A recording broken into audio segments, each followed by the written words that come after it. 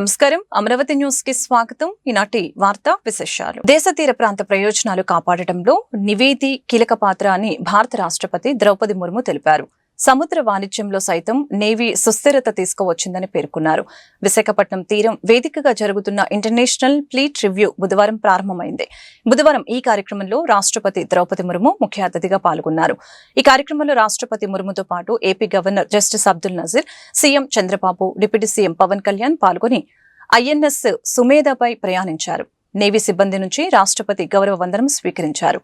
వివిధ దేశాల నుంచి వచ్చిన 19 విదేశీ నౌకలు, భారత నేవీకి చెందిన 45 నౌకలు, కోస్ట్ గార్డు, మర్చెంట్స్ నేవీ, పరిశోధన నౌకలు 9 ఫ్లీట్ రివ్యూలో పాల్గొన్నారు.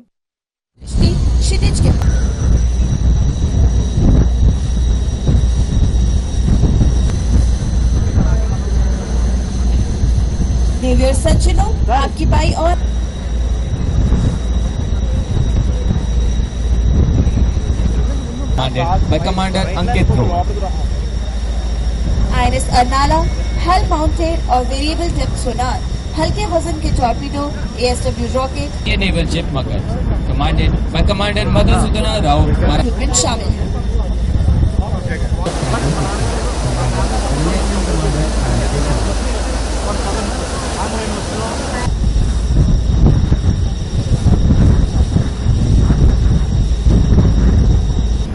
सर्वदा सर्वत्र विजय, हमारी नौसेना के वीरों से भी यही उम्मीद है.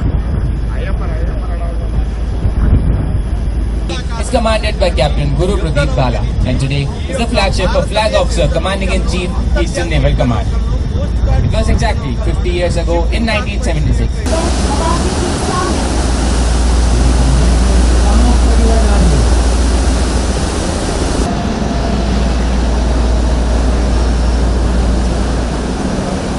Operations and surveillance missions. Thus,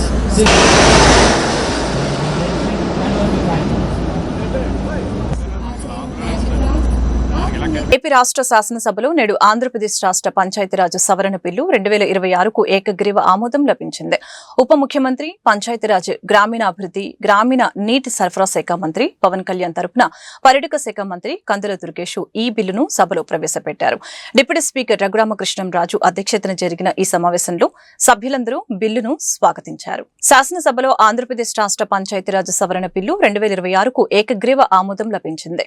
గ్రామీణ పాలనా వ్యవస్థలో కీలక మార్పులు తీసుకువచ్చే ఈ బిల్లు రాష్ట్ర రాజకీయ వర్గాల్లో ప్రాధాన్యం సంతరించుకుంది. ఉప ముఖ్యమంత్రి, పంచాయతీరాజ్, గ్రామీణ అభివృద్ధి, గ్రామీణ నీటి సరఫరా శాఖ బాధ్యతలు నిర్వహిస్తున్న పవన్ కళ్యాణ్ తరపున ఈ బిల్లును పర్యాటక శాఖ మంత్రి కందుల దుర్గేష్ సభలో ప్రవేశపెట్టారు. అలాగని సమావేశానికి డిప్యూటీ స్పీకర్ రఘురామకృష్ణంరాజు అధ్యక్షత వహించారు. సభ్యులందరూ బిల్లులో ప్రతిపాదించిన మార్పులను స్వాగతిస్తూ తమ అభిప్రాయాలను వెల్లడించారు. 2026ను ప్రవేశపెట్టేందుకు అనుమతి కోరుతారు.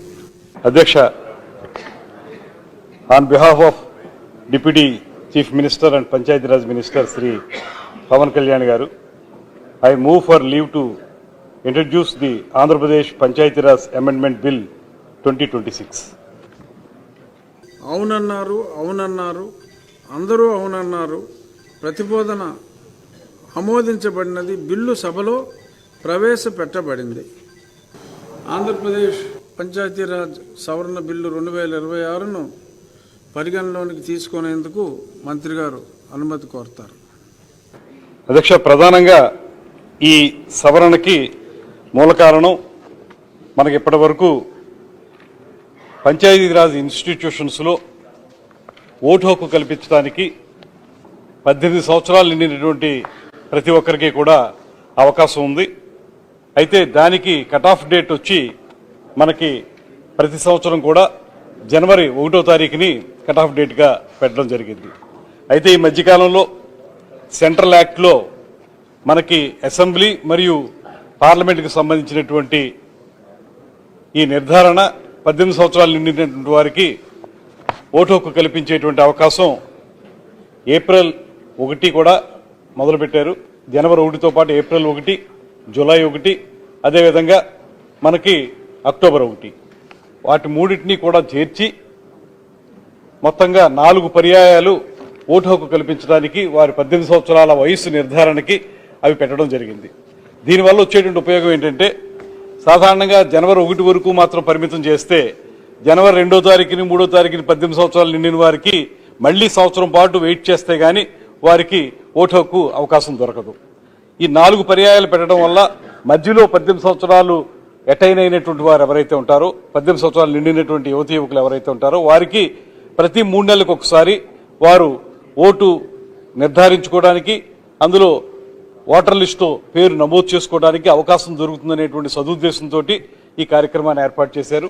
సెంట్రల్ యాక్ట్ అసెంబ్లీకి, పార్లమెంట్కి మాత్రమే పరిమితం అయింది. ఇక్కడ మనం రాష్ట్రం వరకు చూసుకుంటే మన ఇవి ఏవైతే ఉంటాయో ఓటర్ లిస్టులు, ఆ లిస్టులన్నీ కూడా అసెంబ్లీ, పార్లమెంట్కి సంబంధించే ఉంటాయి. అయితే పంచాయతీరాజ్ ఇన్స్టిట్యూషన్స్ కూడా ఆ ప్రకారమే. వైఎస్ఆర్ కాంగ్రెస్ పార్టీ ఎమ్మెల్సీ తలసిల రఘురాం తండ్రి తలసిల చంద్రశేఖరరావు మరణం పట్ల మాజీ ముఖ్యమంత్రి వైఎస్ఆర్ కాంగ్రెస్ పార్టీ అధ్యక్షులు వైఎస్ జగన్ ప్రగాఢ సంతాపం వ్యక్తం చేశారు. ఈ సందర్భంగా వైఎస్ జగన్ గొల్లపూడిలోని తలసిల రఘురాం నివాసానికి వెళ్లి చంద్రశేఖరరావు భౌతిక కాయానికి పుష్పాంజలి ఘటించి నివాళులర్పించారు. కుటుంబ సభ్యులను పరామర్శించి వారికి ధైర్యం చెప్పారు. చంద్రశేఖరరావు మరణం తలసిల రఘురాంకి కుటుంబ సభ్యులకు తీరని లోటని తెలిపారు. ఈ దుఃఖ సమయంలో తలసిల రఘురాంకి వారి కుటుంబ సభ్యులకు తన ప్రగాఢ సానుభూతిని తెలియజేస్తూ చంద్రశేఖరరావు ఆత్మకు శాంతి చేకూరాలని దేవుణ్ణి ప్రార్థిస్తున్నానని వైఎస్ జగన్ తెలిపారు.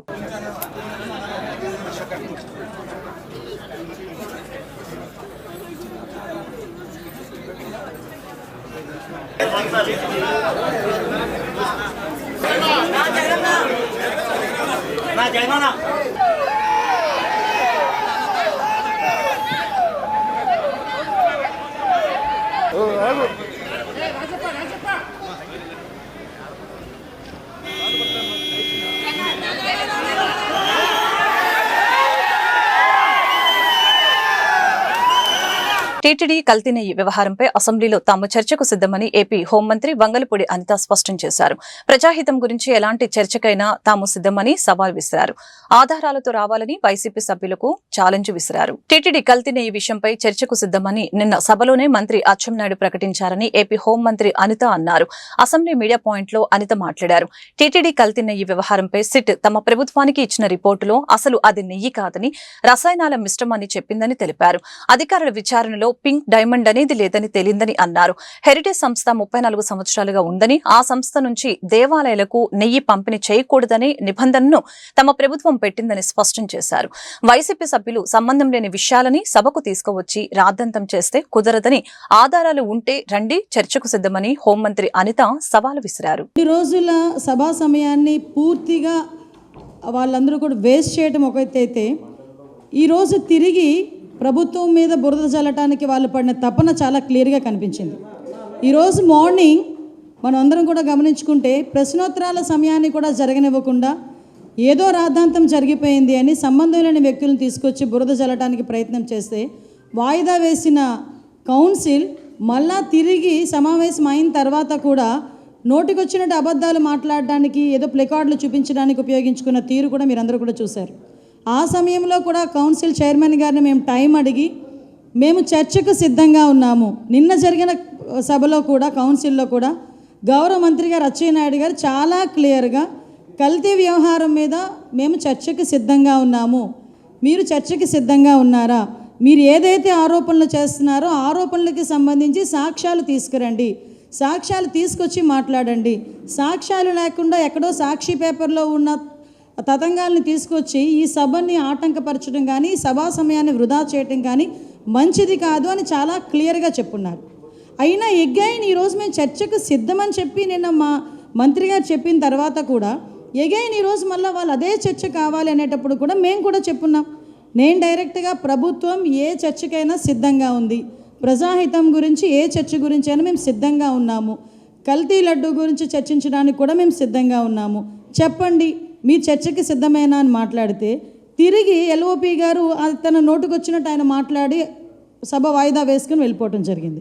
అంటే 2 రోజులు, యాక్చువల్గా 4 రోజులు ఇచ్చిన బడ్జెట్కి సంబంధించిన డిస్కషన్లో 2 రోజులు అసలు సంబంధమైన ఇష్యూని, సంబంధమైన కంపెనీలని తీసుకొచ్చి అవాస్తవాలను మాట్లాడి 2 రోజుల సభా సమయాన్ని వృధా చేయటం అనేది చాలా క్లియర్గా మీరందరూ కూడా చూశారు.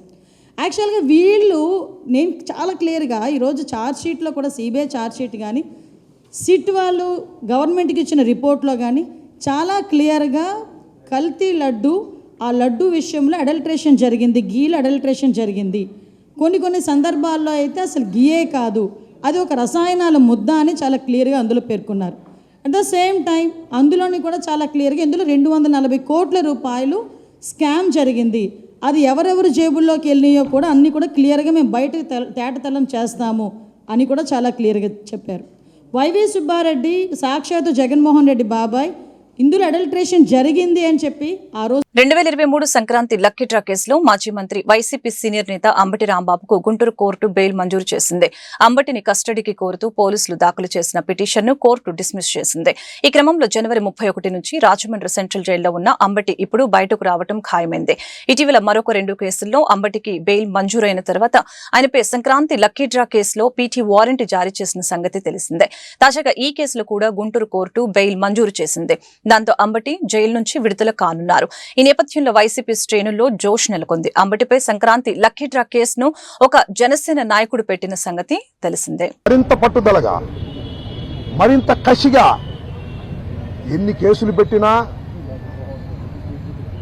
ఎన్ని రోజులు జైల్లో ఉన్నా ఒక్క అడుగు కూడా వెనక్కు వెయ్యను.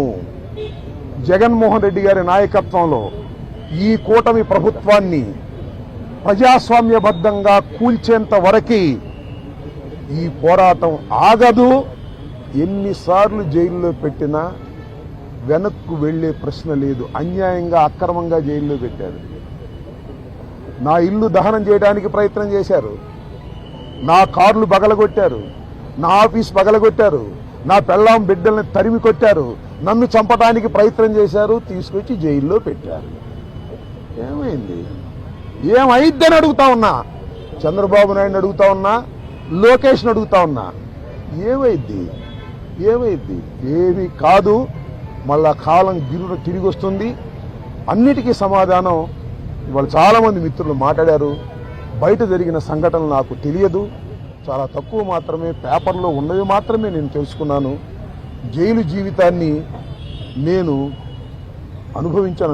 అనుకోకండి, ఎంజాయ్ చేశాను. ఎంత కఠినంగా ఉన్నా ఎంజాయ్ చేశాను.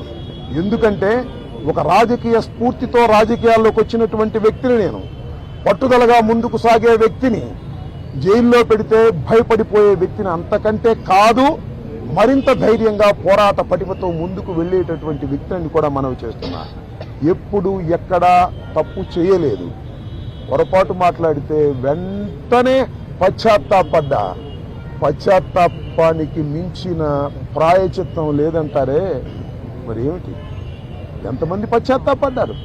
నేను తప్ప ఎవరైనా పశ్చాత్తాపడ్డారా అని అడుగుతా ఉన్నా. సరే, ఏది ఏమైనా టైం విల్ డిసైడ్.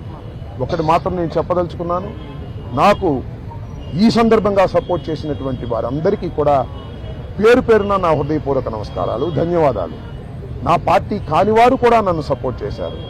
దాడులు చేయటం తప్పన్నారు, దాడులు అన్యాయం అన్నారు. ఒకవేళ తప్పు మాట్లాడితే కేసు పెట్టి లోపల పెట్టాలి కదా, ఇంటి మీద దాడి ఏంటి అన్నారు. దాడి చేసిన వాళ్ళకు బెయిల్ వచ్చింది.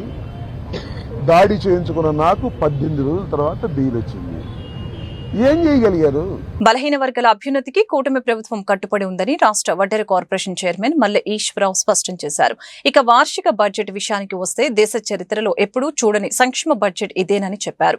బడుగు బలహీన వర్గాల అభివృద్ధికి 1,00,000 కోట్లు ఈ బడ్జెట్ లో కేటాయిస్తే దానిలో 51,000 కోట్లు బీసీల సంక్షేమానికి కేటాయించడం జరిగిందని అన్నారు. బుధవారం గుంటూరులోని వడ్డెర కార్పొరేషన్ కార్యాలయంలో ఏర్పాటు చేసిన మీడియా సమావేశంలో ఈశ్వరరావు మాట్లాడుతూ కూటమి పాలనలో బీసీల సంక్షేమం బ్రహ్మాండంగా కొనసాగుతుందని వెల్లడించారు. రాష్ట్ర బీసీ సంక్షేమ శాఖ మంత్రి సవిత ఆధ్వర్యంలో ఆదరణ పథకం పారదర్శకంగా అమలవుతుందని అన్నారు. ప్రతిపక్ష హోదా లేని వైఎస్ జగన్మోహన్ రెడ్డి అసెంబ్లీ సమావేశాల్లో పాల్గొనకపోవడం ప్రజాస్వామ్యాన్ని అపహాస్యం చేయటమే అని అన్నారు. ప్రజలకు మంచి చేయాలనే ఆలోచన వైసీపీకి లేదని మండిపడ్డారు. రాష్ట్రం అన్ని రంగాల్లో అగ్రగామిగా ఉండాలనే లక్ష్యంతో రాష్ట్ర ముఖ్యమంత్రి చంద్రబాబు నాయుడు, ఉప ముఖ్యమంత్రి పవన్ కళ్యాణ్, విద్యాశాఖ మంత్రి నారా లోకేష్ అహర్నిశలు శ్రమిస్తున్నారని వివరించారు.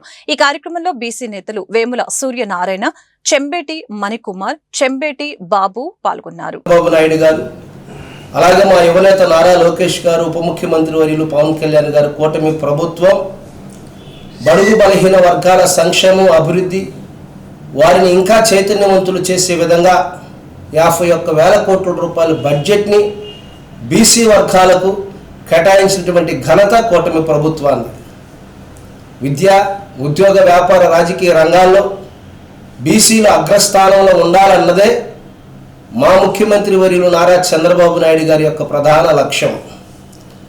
వారి యొక్క ఏదైతే బీసీల పట్ల వారు కలిగి ఉన్నటువంటి సంక్షేమాన్ని అందించాలని వారు అహర్నిశలు శ్రమిస్తున్నారో దానికి నిదర్శనమే మా బీసీ కులాలన్నిటికి కూడా 51,000 కోట్ల రూపాయలు బడ్జెట్ కేటాయించినటువంటి నాయకుడు మా చంద్రబాబు నాయుడు గారు. రాష్ట్ర వ్యాప్తంగా ఉన్న బీసీ కులాల మేమందరం కూడా హర్షం వ్యక్తం చేస్తూ గౌరవ ముఖ్యమంత్రి గారికి, కూటమి ప్రభుత్వానికి ప్రత్యేకమైన కృతజ్ఞతలు, ధన్యవాదాలు తెలియజేస్తున్నాం. మరి మా బీసీ సంక్షేమ శాఖ మాత్యులు శ్రీమతి ఎస్ సవితమ్మ గారి యొక్క ఆధ్వర్యంలో ఈరోజు మీరు చూస్తే రాష్ట్ర వ్యాప్తంగా కూడా బీసీలు అన్ని విధాలుగా గతంలో ఆదరణ 1 ఇచ్చాం, ఆదరణ 2 ఇచ్చాం, రేపు ఆదరణ 3 కూడా ప్రవేశపెడుతుంది కూటమి ప్రభుత్వం. సంక్షేమ శాఖ మాత్యులు మా బీసీ మంత్రివర్యులు సవితమ్మ గారి యొక్క అధ్యక్షతన బీసీ హాస్టల్స్ కావచ్చు, గురుకుల పాఠశాలలు కావచ్చు, మరి డిఎస్సీలు కావచ్చు, ఎన్నో విధాలుగా బీసీలకు అవసరమైనటువంటి సంక్షేమ కార్యక్రమాలన్నిటిని కూడా బీసీలకు చేరువయ్యే విధంగా నిత్యము శ్రమిస్తున్నటువంటి మా బీసీ సంక్షేమ శాఖ మంత్రివర్యులు సవితమ్మ గారికి కూడా హృదయపూర్వక కృతజ్ఞతలు తెలియజేస్తూ, ఈ విధంగా బడుగు బలహీన వర్గాలు, ఎస్సీ ఎస్టీ మైనార్టీలకి 1,00,000 కోట్ల రూపాయలు బడ్జెట్ కేటాయించడం అనేది బహుశా మాకు తెలిసి చరిత్రలో ఇదొక అధ్యాయం అని మేము తెలియజేస్తున్నాం. ఇది గణాంకాల పుస్తకం కాదు, ఇది పేద బడుగు బలహీన వర్గాల రాష్ట్ర ప్రజల సంక్షేమాన్ని సాధించే బడ్జెట్ అని మేము మరొకసారి తెలియపరుస్తున్నాం. ఈ విధంగా రాష్ట్ర ప్రజల అభివృద్ధి కోసం, రాష్ట్ర ప్రజల సంక్షేమం కోసం అనేక ప్రాజెక్టులు, అనేక కంపెనీలు రాష్ట్రానికి తీసుకొచ్చి రాష్ట్ర భవిష్యత్తును మార్చే విధంగా యువనేత నారా లోకేష్ గారు, చంద్రబాబు నాయుడు గారు, పవన్ కళ్యాణ్ గారు, కూటమి ప్రభుత్వం కష్టపడుతుంటే ఆంధ్రప్రదేశ్ సర్వతోముఖాభివృద్ధి సాధించేలా రాష్ట్ర వార్షిక బడ్జెట్ ఉందని బీజేపీ రాష్ట్ర అధికార ప్రతినిధి దర్శనపు శ్రీనివాస్ గుంటూరు జిల్లా బీజేపీ అధ్యక్షులు చెరుకూరి తిరుపతిరావు వ్యాఖ్యానించారు. బుధవారం గుంటూరులో ఏర్పాటు చేసిన మీడియా సమావేశంలో వారు మాట్లాడుతూ డబుల్ ఇంజన్ సర్కార్ ఆధ్వర్యంలో ఏపీ ప్రగతి పరుగులు తీస్తుందని అన్నారు. విద్య, వైద్య, వ్యవసాయ రంగాల అభివృద్ధికి మరింత ఊతం ఇచ్చేలా ఈ బడ్జెట్ ఉందని వివరించారు. రాష్ట్ర రాజధాని అమరావతి నిర్మాణానికి ప్రత్యేకంగా నిధులు కేటాయించడం జరిగిందని పేర్కొన్నారు. రాష్ట్ర అసెంబ్లీలో గౌరవ ముఖ్యమంత్రి వర్యులు నారా చంద్రబాబు నాయుడు గారి నాయకత్వంలో రాష్ట్ర ఆర్థిక శాఖ మంత్రి వర్యులు బయ్యావులు కేశవ్ గారు ప్రవేశపెట్టిన బడ్జెట్ రాష్ట్ర ప్రజలందరికీ కూడా చాలా ఉపయోగపడే విధంగా ఉందని మేము ఈరోజు భారతీయ జనతా పార్టీ తరఫున మీడియా సమావేశంలో తెలియజేస్తున్నాం.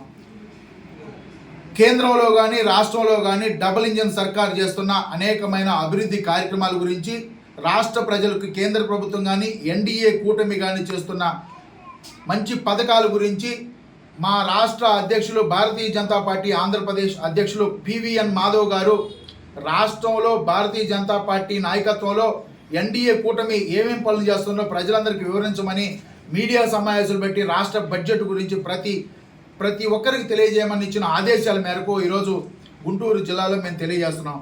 దాదాపుగా ఆంధ్రప్రదేశ్ బడ్జెట్ దాదాపుగా 3,32,205 కోట్ల రూపాయలను మొన్న బయ్యావులు కేశవ్ గారు ప్రవేశపెడితే దానిలో ముఖ్యంగా స్కూల్ విద్యార్థులకి ఎన్టీఆర్ భరోసా పెన్షన్ కానీ, తల్లికి వందనం కానీ, స్కిల్ డెవలప్మెంట్ కానీ, మెడికల్ అండ్ హెల్త్కి కానీ అనేకమైన ప్రాధాన్యత ఇవ్వడం జరిగింది. ముఖ్యంగా రైతులకి ఎంతో మేలు చేసే విధంగా కూడా ఈ బడ్జెట్లో ప్రవేశపెట్టారు.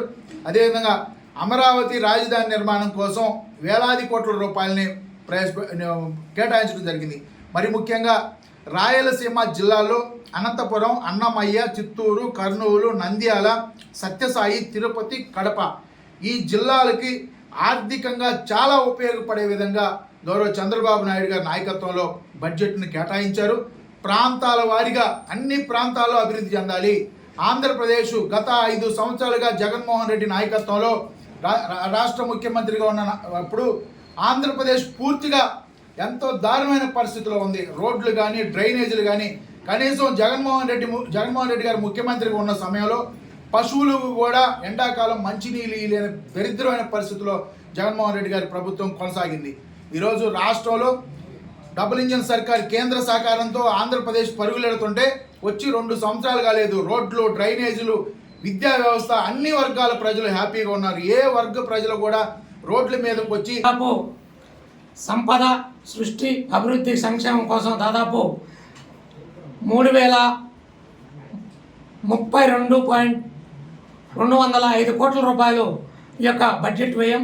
అయితే రెవెన్యూ వ్యయం వచ్చేసి 2.56 కోట్లు.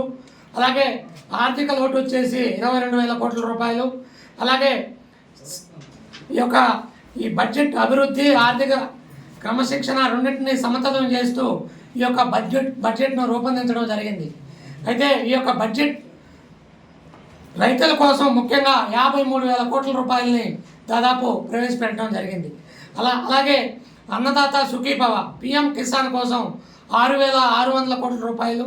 అలాగే ఉచిత విద్యుత్ రైతులకి 13,722 కోట్ల రూపాయలు. అన్ని విషయాల్లో కూడా ఈ యొక్క బడ్జెట్ ఎంతో బాగుంది. ఈ యొక్క బడ్జెట్ విషయాలన్నింటినీ కూడా ఈ యొక్క మీడియా సమావేశంలో కూర్చున్నటువంటి మా రాష్ట్ర అధికార ప్రతినిధి దర్శనం శ్రీనివాస్ గారు మీకు వివరిస్తారు. ఈ కార్యక్రమానికి ఇచ్చేటటువంటి రాష్ట్ర కిసాన్ మోర్చా ప్రధాన కార్యదర్శి వైవి సుబ్బారావు గారు, అలాగే రాష్ట్ర మహిళా మోర్చా కార్యదర్శి భావని గారు, మా జనరల్ సెక్రటరీ బజరంగ రామకృష్ణ గారు, అలాగే గుంటూరు జిల్లా కలెక్టర్ తమీం అన్సారియా బుధవారం తెనాలిలో విస్తృతంగా పర్యటించారు. తెనాలి మున్సిపల్ ప్రాంతంలో మురుగునీటి శుద్ధి ప్లాంట్ను, టిట్కో ఇళ్లను, డంపింగ్ యార్డును, బుర్రిపాలెం రోడ్డులో అర్బన్ హౌసింగ్ లేఅవుట్ను, ఘన వ్యర్థాల నిర్వహణ కేంద్రాన్ని, నైపుణ్య అభివృద్ధి కేంద్రాన్ని పరిశీలించారు. అనంతరం ఆమె మీడియాతో మాట్లాడుతూ అభివృద్ధి పనులు త్వరితగతిన పూర్తి చేస్తామని అన్నారు. తెనాలి మున్సిపల్ ప్రాంతంలో ఉన్న ఎస్టీపీలో 10 MLD నీటిని శుద్ధి చేయడం జరుగుతుందని అన్నారు. మున్సిపాలిటీ పరిధిలో 17 MLD మురుగునీరు శుద్ధి చేయాల్సి ఉందని అన్నారు. వేస్ట్ మేనేజ్మెంట్ పరిశీలించడం జరిగిందని చెప్పారు. టిట్కో గృహాలను త్వరగా పూర్తి చేసి లబ్ధిదారులకు అందించాలని ప్రభుత్వం అత్యంత ప్రాధాన్యత ఇస్తుందని చెప్పారు. వాటి నిర్మాణ నాణ్యతను పరిశీలించామని అన్నారు. బుర్రిపాలెంలో అర్బన్ హౌసింగ్ లేఅవుట్ ను పరిశీలించడం జరిగిందని చెప్పారు. 2,880 గృహాలు నిర్మించాల్సి ఉందని, వాటిని త్వరగా పూర్తి చేయుటకు లబ్ధిదారులకు సరైన అవగాహన కల్పించాలని ఆదేశించినట్లు చెప్పారు. నైపుణ్య అభివృద్ధి శిక్షణ కేంద్రాన్ని తనిఖీ చేసిన కలెక్టర్ అభ్యర్థులతో మాట్లాడుతూ చక్కటి నైపుణ్యం సంపాదించాలని, తద్వారా ఉన్నత శిఖరాలను అధిరోహించవచ్చని, అనేక అవకాశాలు అందిపుచ్చుకోవచ్చని చెప్పారు.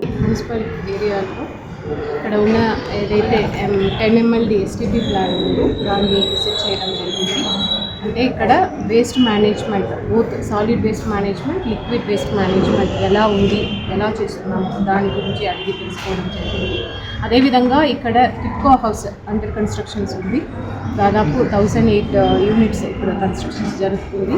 సో దాన్ని కూడా వేగవంతం చేయడానికి, అదేవిధంగా క్వాలిటీగా కన్స్ట్రక్ట్ చేయాలి అని చెప్పడం జరిగింది. దాన్ని కూడా విజిట్ చేయడం జరిగింది. ఇంకొకటి ఇక్కడ మనకు Buripalem urban layout, housing layout ఉంది. సో దాన్ని కూడా హౌసింగ్ మీద కూడా గవర్నమెంట్ ఎక్కువ ఫోకస్ చేయడం జరుగుతున్నది. సో దాన్ని కూడా ఏదైతే పనులు ఆగి ఉన్నాయో దాన్ని కూడా త్వరలోనే కంప్లీట్ చేయడానికి కన్సర్న్ వాళ్ళ అధికారులకు, అదేవిధంగా అక్కడ ఉన్న కాంట్రాక్టర్స్ని కూడా పిలిచి వారికి చెప్పడం జరిగింది. ఇప్పుడు ఇక్కడ తెనాలి కాన్స్టిట్యున్సీ సంబంధించిన ఇష్యూస్ని ఏదైతే మన గౌరవ మంత్రివర్యులు లిస్ట్ అవుట్ చేస్తున్నారో అలాంటి ఇష్యూస్ని ఇక్కడ ఉన్న అధికారులతో, ఈ కాన్స్టిట్యున్సీకి సంబంధించిన అధికారులతో, అదేవిధంగా constituency vision action plan unit. భవన నిర్మాణ కార్మికుల సంక్షేమ హామీలు అమలు చేయాలి. ఫిబ్రవరి 23 ధర్నా. భవన నిర్మాణ కార్మికుల సంక్షేమ బోర్డు ఏర్పాటు చేస్తామని ఇచ్చిన హామీని ప్రభుత్వం తక్షణమే నిలబెట్టుకోవాలని కార్మిక నాయకులు డిమాండ్ చేశారు. కార్మికుల పిల్లల వివాహానికి ₹1,00,000, భార్య లేదా కుమార్తెల ప్రసవానికి ₹1,00,000, సహజ మరణానికి 5 లక్షలు, ప్రమాద బీమా పథకం కింద 5 లక్షలు మంజూరు చేయాలని, 50 ఏళ్లు నిండిన ప్రతి కార్మికునికి పెన్షన్ అందించాలని కోరారు. బుధవారం గుంటూరు కొత్తపేటలోని ఏఐటీయూసీ కార్యాలయంలో మీడియాతో మాట్లాడిన ఆంధ్రప్రదేశ్ భవన నిర్మాణ కార్మిక సంఘం రాష్ట్ర అధ్యక్షులు పుప్పాల సత్యనారాయణ, ఏఐటీయూసీ నగర అధ్యక్షులు రావుల అంజుబాబులు వెల్లడించారు. ఫిబ్రవరి 23న గుంటూరు జిల్లా కలెక్టర్ కార్యాలయం ముందు ధర్నా కార్యక్రమం నిర్వహిస్తున్నట్లు తెలిపారు. ఈ కార్యక్రమంలో ఏఐటీయూసీ జిల్లా ప్రధాన కార్యదర్శి మేడ హనుమంతరావు, భవన నిర్మాణ కార్మిక సంఘం జిల్లా నాయకులు కాయల రామారావు, కోట్ల మరియదాసు, బొట్టు శ్రీనివాసరావు తదితరులు పాల్గొన్నారు. రాష్ట్ర వ్యాప్తంగా జిల్లా కలెక్టర్ కార్యాలయాల వద్ద, అలాగే మండల కార్యాలయాల వద్ద ఈ నెల 23వ తేదీ నాడు ధర్నాలు నిర్వహించాలని పిలుపునివ్వడం జరిగింది. ఇదే క్రమంలో గుంటూరు జిల్లాలోని భవన నిర్మాణ కార్మికులందరూ కూడా రాష్ట్ర వ్యాప్తంగా కూడా ఇచ్చిన పిలుపు మేరకు మరి గుంటూరు జిల్లా కలెక్టర్ కార్యాలయం వద్ద ధర్నా నిర్వహించాలని, దాంతోపాటు జిల్లా వ్యాప్తంగా ఎక్కడైతే మరి మండల కార్యాలయాలు ఉన్నాయో మండల కార్యాలయాల వద్ద మరి ధర్నాలు నిర్వహించాలని చెప్పి పిలుపునిస్తూ ఉన్నాం.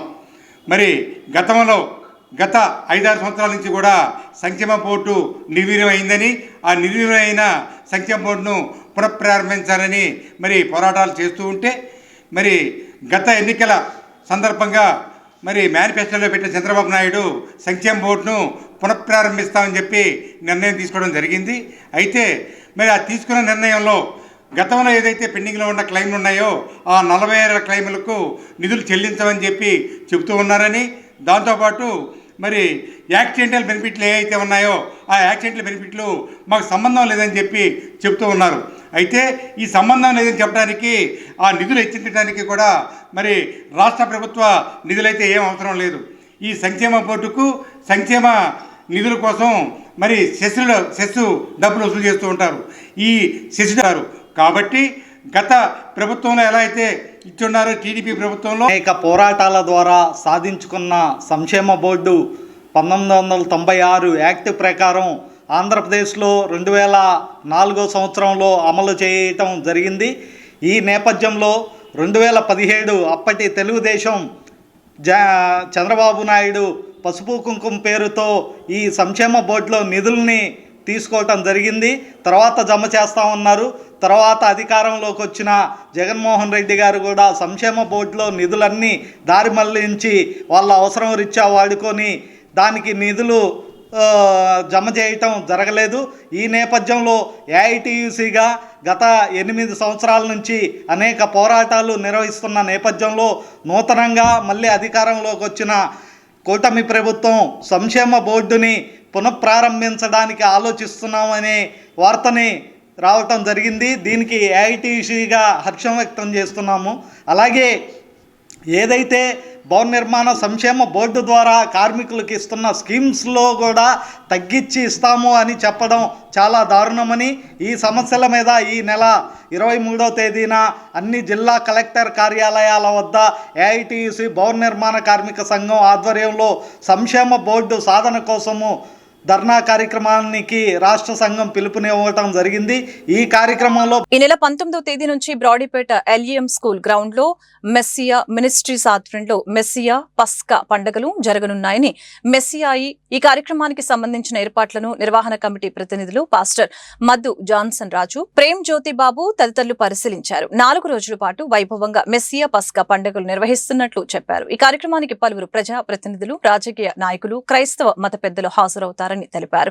క్రీస్తు విశ్వాసకులు పస్కా పండుగలో పాల్గొని విజయవంతం చేయాలని అన్నారు. కార్యక్రమంలో మెస్సియా మినిస్ట్రీస్ ప్రతినిధులు John Sanjay, Samuel John, Dilip Chakravarthi, Rambabu, Adam, Narayana తదితరులు పాల్గొన్నారు.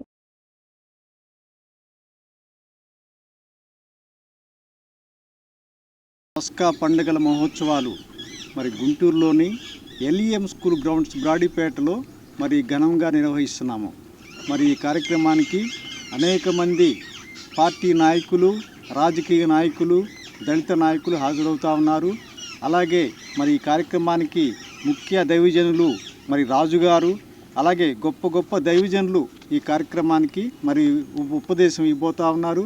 మరి ఈ మహాసభలు మరి పార్టీలకు అతీతంగా, మతాలకు అతీతంగా అందరినీ ఆహ్వానిస్తూ ఉన్నాం. మరి ఈ కార్యక్రమానికి మరి మన ఎమ్మెల్యే గారు షేక్ నజీర్ అహ్మద్ గారు, అలాగే గల్లా మాధవి గారు, అలాగే ఎంపీ గారు పెంసాన్ చంద్రశేఖర్ గారు, అలాగే నూరి ఫాతిమా గారు, అలాగే డిఐజీ పివి సునీల్ కుమార్ కూడా ఈ కార్యక్రమానికి వచ్చి గ్రీటింగ్స్ తెలియజేస్తూ ఉన్నారు. మరి ఈ కార్యక్రమానికి అనేకమైన ఏర్పాట్లు చేస్తూ ఉన్నాము. భారీ స్థాయిలో అధిక ఖర్చుతోటి ఈ కార్యక్రమం చేస్తూ ఉన్నాము. మరి ఈ 4 రోజులు కూడా అందరికీ భోజనాలు ఏర్పాటు చేస్తున్నాము. మరి నగరవాసులందరికీ ఈ కార్యక్రమాన్ని అందరినీ ఆహ్వానిస్తూ ఉన్నాము.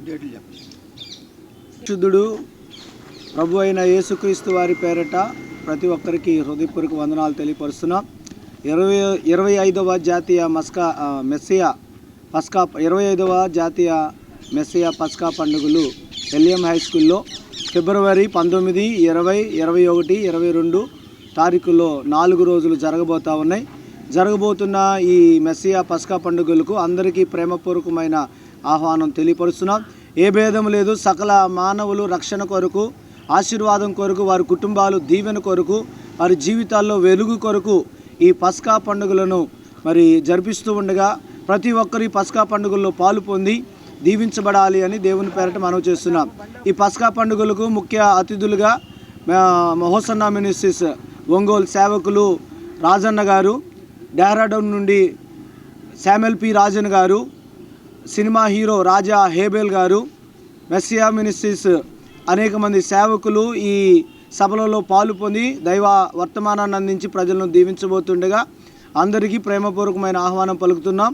అంతేకాకుండా మరి అనేకమైన మంది ముఖ్య అతిథులు, రాజకీయ నాయకులు, మరి టీడీపీ నుండి కానీ, వైసీపీ నుండి కానీ గల్లా మాధవి గారు, నజీర్ అహ్మద్ గారు, పెంబసాని గారు, మరి నూరి ఫాతిమా గారు, డైమండ్ బాబు గారు, అంతేకాకుండా మోదుగుల వేణుగోపాల్ గారు వేయించబోతున్నారు. కనుక మీ అందరికీ మా ప్రేమపూర్వకమైన ఆహ్వానం 25వ పస్కా పండుగల్లో దేవుని దీవెనలు పొందడానికి మీరందరూ మీ కుటుంబాలతో కలిసి రావాలి అని మాజీ మంత్రి అంబటి రాంబాబు కుటుంబ సభ్యులను మాజీ ఉప ముఖ్యమంత్రి నారాయణ స్వామి ఆయన కుమార్తె పరామర్శించారు. అనంతరం మాజీ ఉప ముఖ్యమంత్రి నారాయణ స్వామి మీడియాతో మాట్లాడారు. అసభ్యకరంగా ఎవరిని మాట్లాడిన చరిత్ర అంబటి రాంబాబుకు లేదని తెలిపారు. కూటమి ప్రభుత్వం ప్రజాస్వామ్యంగా ఎన్నుకున్న ప్రభుత్వం అయితే మానవత్వంతో మనుషులకి ఉన్న ప్రేమ వారికి కూడా ఉంటుందని, ఇది ఈవీఎంల ద్వారా రకరకాల సిస్టంల ద్వారా గెలిచిన ప్రభుత్వం అని అన్నారు. ఎన్టీ రామారావు ఏ విధంగా ముఖ్యమంత్రి అయ్యారు, ఏ విధంగా ఆయన్ని ముఖ్యమంత్రి పదవి నుంచి దించారు, హోటల్ ప్రభుత్వంలో ఉన్న వారందరూ ఎన్టీ రామారావుకి ద్రోహం చేసిన వారేనని అన్నారు. అలాంటి కూటమి నాయకులు ఈ రోజు ఎన్టీ రామారావు ఫోటో పెట్టుకుని పూజలు చేయటం సిగ్గుచేటని తెలియజేశారు. రక్షణ కల్పించవలసిన పోలీసులు చంద్రబాబు నాయుడికి, కూటమి ప్రభుత్వానికి రక్షణగా నిలుస్తున్నారని తెలియజేశారు. అంబటి రాంబాబు ఆర్థిక వ్యవస్థలు పూర్తిగా నష్టం చేయాలని ఉద్దేశంతో ఇంటిపైన, ఆయన కార్యాలయంపైన దాడి చేశారని మండిపడ్డారు. గంజాయి తాగే వాళ్ళు, సారాయి తాగిన వాళ్ళు వచ్చి ఇంటిపైన, కార్యాలయం పైన దాడి చేస్తూ ఉంటే అక్కడే ఉన్న పోలీసు వ్యవస్థ నిమ్మకు నీరు ఎత్తినట్లు వ్యవహరిస్తూ దాడి చేసే వారికి అండగా నిలవటం సిగ్గుచేటని తెలిపారు. కూటమి ప్రభుత్వానికి బుద్ధి వచ్చే విధంగా వెంకటేశ్వర స్వామి చేయాలని అన్నారు. రాజశేఖర దగ్గర నుంచి ఆయన నేర్చుకున్నది ఏమంటే, ఆ వయసులో కూడా, అంటే మొదటి నుంచి కూడా అంబటి రాంబాబు గారు రాజశేఖర రెడ్డికి చాలా సన్నిహితంగా, వాళ్ళకి ఫ్యామిలీ మెంబర్గా మెలిగాడు. ఆయన ఏ రోజు కూడా అనవసరమైన మాటలు మాట్లాడిన చరిత్ర కూడా అంబటి రాంబాబు గారికి లేదు. అదేవిధంగా రాజశేఖర రెడ్డి కుమారుడైనటువంటి జగన్మోహన్ రెడ్డిని కూడా అత్యంత ప్రీతిపాత్రుడిగా, ఆయన క్యాబినెట్లో మంత్రిగా, చాలా ఒక శక్తివంతుడిగా ఆయన మీడియాలో కూడా మాట్లాడుతుంది, అందరూ కూడా తెలుసు. ఆ రోజు ఏం జరిగిందో, ఎందుకంటే ఈ రాజ్యం వచ్చి ప్రజాస్వామ్యమైనటువంటి రాజ్యం కాదు ఇది. ప్రజల చేత ఎన్నుకోబడిన ప్రభుత్వం అయితే వాళ్ళకి ఏదైనా మానవత్వంతో మనుషులకు ఉండే ప్రేమ వాళ్ళకి కూడా ఉంటుంది. ఇది ఈవీఎంల ద్వారా, రకరకాలైన సిస్టమ్ ద్వారా గెలిచినటువంటి ప్రభుత్వం కాబట్టి ఎన్టీ రామారావు దగ్గర నుంచి మనం తీసుకుంటూ కూడా ఈ ప్రభుత్వానికి రామారావు గారు ఏ విధంగా వచ్చారు ముఖ్యమంత్రిగా, రామారావు గారిని ఏ విధంగా దించారు. ఈరోజు ఈ కూటమిలో ఉన్న తెలుగుదేశంలో ఉన్న వారందరూ కూడా రామారావుకు ద్రోహం చేసిన వాళ్ళే. ఈరోజు మళ్ళీ రామారావు ఫోటో పెట్టుకుని వాళ్ళు పూజలు చేస్తున్నారు. ఎందుకు ఈ మాట అంటున్నానంటే, మానవత్వం అనేది పూర్తిగా మంట గెలిచిపోయింది. కేవలం పోలీసు రాజ్యంతో పనిచేస్తున్నారు. ఆ రోజు అంబటి రాంబాబు గారు ఏం మాట్లాడినారంటే, ఇప్పుడు కల్తీ అని అందరూ కల్తీ అయిపోయినారు, హెరిటేజ్ కూడా కల్తీ అయిపోయిందని. కూటమి ప్రభుత్వం మైనార్టీల సంక్షేమానికి కట్టుబడి ఉందని గుంటూరు నగర డిప్యూటీ మేయర్ షేక్ సజీలా స్పష్టం చేశారు. ఆ దిశగా వార్షిక బడ్జెట్ మైనార్టీ సంక్షేమానికి 6,090 కోట్లు కేటాయించడం చారిత్రాత్మక నిర్ణయమని వివరించారు. ముందుగా అందరికీ అస్సలాము అలైకుం, నమస్కారం. ఆంధ్రప్రదేశ్ రాష్ట్రం 2026-2027 వార్షిక బడ్జెట్లో మైనార్టీ సంక్షేమానికి 6,090 కోట్లు కేటాయించడం చారిత్రాత్మక నిర్ణయం. ఇది కేవలం ఆర్థిక కేటాయింపు కాదు, మైనార్టీలపై ప్రభుత్వ నమ్మకం, బాధ్యత, నిబద్ధతకు ప్రతీక. మైనార్టీ అభివృద్ధి ప్రభుత్వానికి ప్రాధాన్యత అంశమని గత ఏడాది పోలిస్తే ఈ సంవత్సరం 656 కోట్లు అదనంగా కేటాయించటం ద్వారా మా ప్రభుత్వం మాటల్లోనే కాదు చర్యల్లో కూడా తమ సంకల్పాన్ని నిరూపించుకుంటుంది. ముఖ్యమంత్రి చంద్రబాబు నాయుడు గారి నాయకత్వంలో ఆర్థిక మంత్రి పర్యావుల కేశవ్ గారు ప్రవేశపెట్టిన ఈ బడ్జెట్ మైనారిటీ భవిష్యత్తుకు బలమైన పునాదిగా నిలిచింది. ముఖ్యంగా ఈ బడ్జెట్లో మైనారిటీ ముస్లింలకు స్వయం ఉపాధి, ప్రత్యేక ఆర్థిక సహాయం, మౌజాన్లు ఇమాన్లకు గౌరవ వేతనాలు పెంపు, హజ్ యాత్రికులకు సౌకర్యాలు, ఉర్దూ అకాడమీ బలోపేతం, ఇవన్నీ సమగ్ర అభివృద్ధిలో మైనారిటీ అభివృద్ధి లక్ష్యంగా ముందుకు సాగుతున్నాము. ఎందుకంటే ఇది కేవలం సంఖ్యల బడ్జెట్ కాదు, ఇది విశ్వాసానికి బడ్జెట్, ఇది అవకాశాల బడ్జెట్, ముఖ్యంగా ఇది మైనారిటీ ఆత్మ గౌరవానికి బడ్జెట్. ముస్లిం మైనారిటీ సబ్ ప్లాన్ ద్వారా ఇతరుల శాఖలో నిధుల నుంచి కూడా కేటాయించడం అంటే ప్రతి రంగంలో మైనారిటీలకు ముఖ్యంగా ముందు తీసుకెళ్లాలనే లక్ష్యంతో మన ప్రభుత్వం పనిచేస్తుంది. కాబట్టి మనమందరం ఈ యొక్క నిర్ణయాన్ని స్వాగతిద్దాం, మన ప్రభుత్వానికి కృతజ్ఞతలు తెలియజేస్తాం. ముఖ్యంగా అభివృద్ధిలో మనమందరం ఐక్యంగా ముందుకు వెళ్ళాలని నేను మనస్ఫూర్తిగా కోరుకుంటూ మీ షేక్ సజీలా, గుంటూరు నగర డిప్యూటీ మేయర్. ఈ వార్తలు ఇంతటితో సమాప్తం. మరొక బులెటిన్ మళ్ళీ కలుద్దాం. నమస్కారం.